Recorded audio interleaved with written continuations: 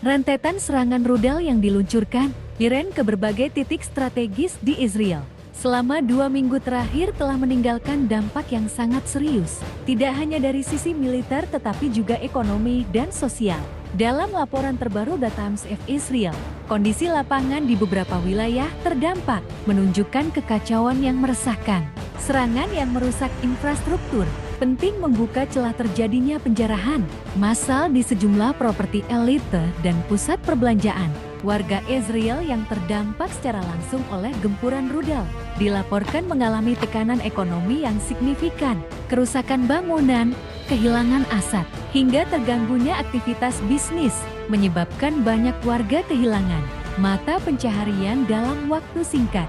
Dalam situasi yang tidak terkendali, beberapa warga memanfaatkan kekacauan untuk melakukan aksi penjarahan. Penjarahan terjadi di berbagai lokasi, termasuk menara apartemen 32 lantai dan Azrieli Mall, yang tidak jauh dari kompleks militer.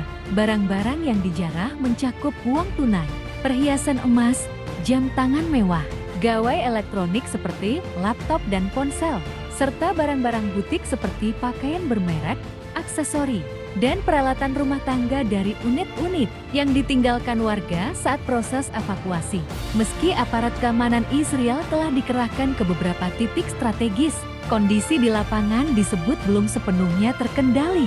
Belum ada pernyataan resmi dari pemerintah Israel terkait aksi penjarahan ini, namun laporan dari sejumlah saksi mata dan media lokal terus mengalir. Situasi ini memperlihatkan kerentanan sosial di tengah krisis keamanan. Dari sisi ekonomi, dampak serangan Iran juga sangat terasa. Pemerintah Israel melalui otoritas pajak menyebut bahwa total kerugian akibat serangan rudal mencapai sekitar 3 miliar dolar AS atau setara dengan lebih dari 10 miliar shekel. Angka ini mencakup biaya perbaikan bangunan, kompensasi bagi bisnis lokal, dan proses evakuasi lebih dari 9.000 warga. Sebanyak 41.550 warga Israel dilaporkan telah mengajukan klaim kompensasi atas kerugian yang mereka alami. Ini menjadi salah satu rekor tertinggi dalam sejarah konflik Israel yang mencerminkan besarnya tekanan finansial yang dialami masyarakat. Banyak dari mereka kehilangan tempat tinggal, toko, atau usaha kecil yang menjadi tumpuan hidup sehari-hari.